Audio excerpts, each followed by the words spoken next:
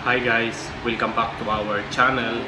This is Teacher John for our TULZ TV. Ang pag-uusapan po natin ngayon ay ang tungkol sa gun safety tips. Specifically, pag-uusapan natin ang ating bagong Glock 17 9mm caliber pistol. See you there!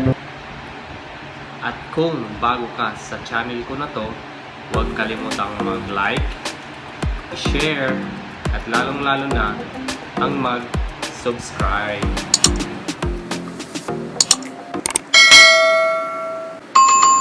The 4 rules of gun safety are instrumental and fundamental rules that every shooter or gun owners need to wholeheartedly familiarize and put into practice in order to prevent potentially catastrophic accidents when handling firearms. These 4 rules were laid down by Jeff Cooper over 50 years ago. All have the same importance and are all interconnected, but they are best remembered in this order as shown on the screen.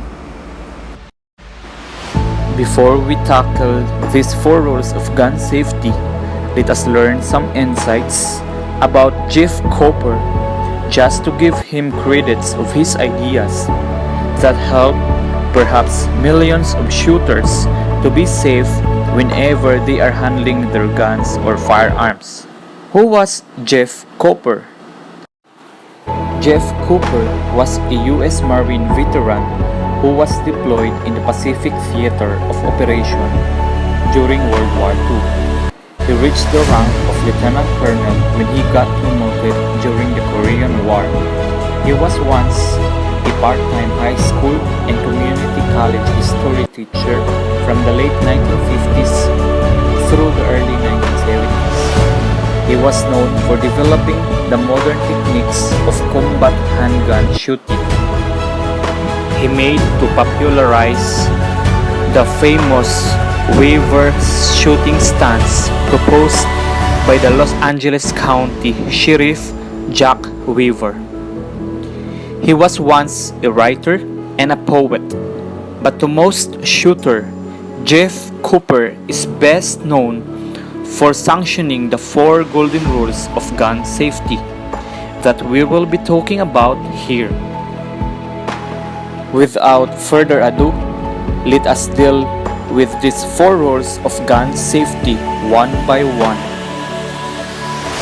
The first rule of gun safety suggested that even with magazine out and no round in chamber, a firearm must always be considered as loaded and handled consequently. This rule must be taken literally even if you risk to look stupid. This is to build a habit of being extra careful in handling with our firearms.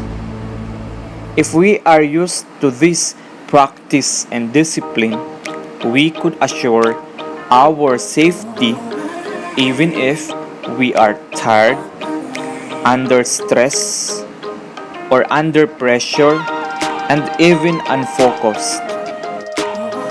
Therefore, it is safe to always bear in our mind the first rule, that is, to consider all guns as always loaded.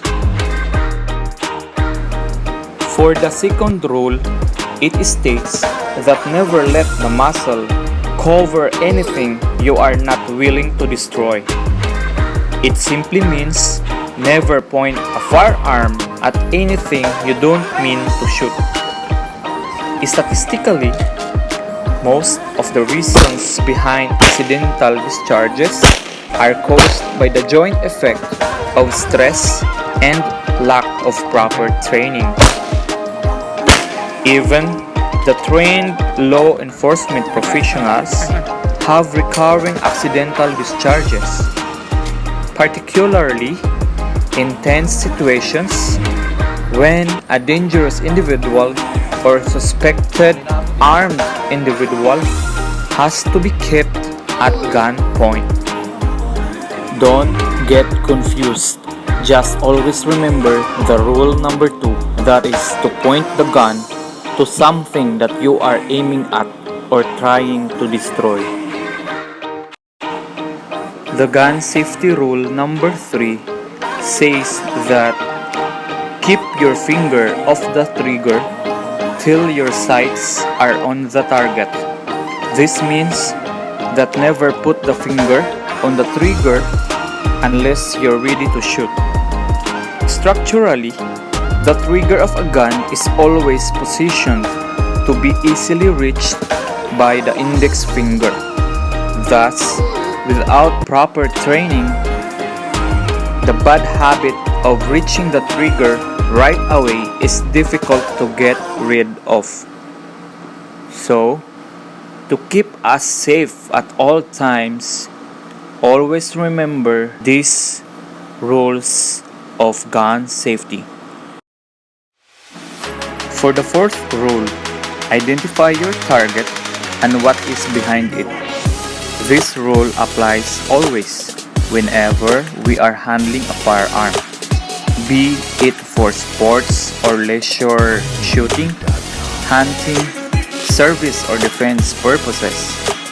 Nobody would ever want to fire around and hit an innocent. When out for hunting, refrain from shooting at anything that moves.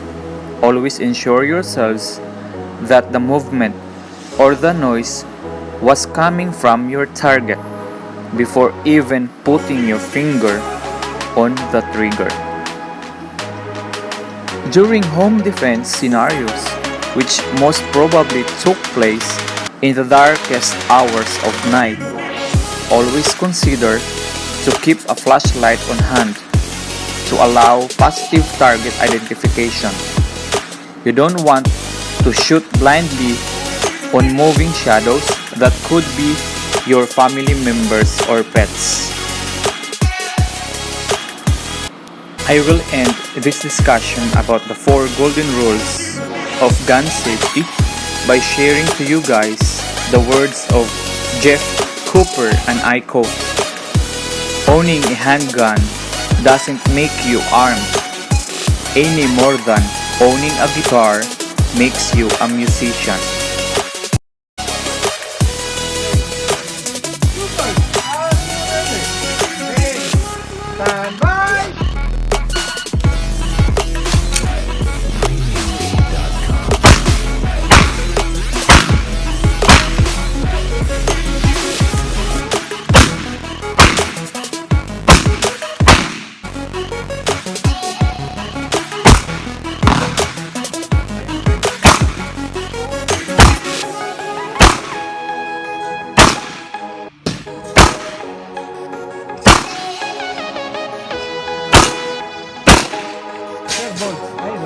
Release magazine. Slide down. Hammer down. Holster. Down. Down. Okay. The Glock 17 is one of the series of polymer-framed, short recoil-operated, lock-breeched semi-automatic pistols designed and produced by Austrian manufacturer Glock Geston MBV. As a brief history, the first Glock firearm entered the Austrian military and police service by 1982 after it was the top performance in reliability and safety tests. From there on, Glock 17 series is the most widely used pistol for law enforcement and military worldwide, and is one of the best-selling handguns because of its unsurpassed reliability, optimal magazine capacity of 17 rounds in the standard magazine, and its low weight. With the signature safe action trigger system, the Glock 17 9mm Lager pistol is safe, easy, and quick. Precisely what you need in critical situations. Stand by.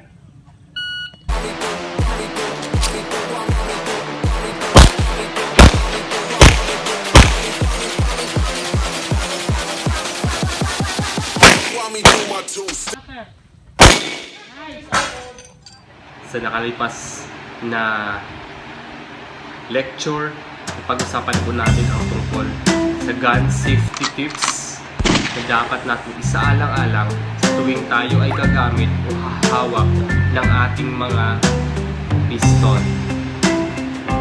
Sa mga susunod pang mga tips, huwag kalimutang tumutok at sumubaybay sa ating Tools TV.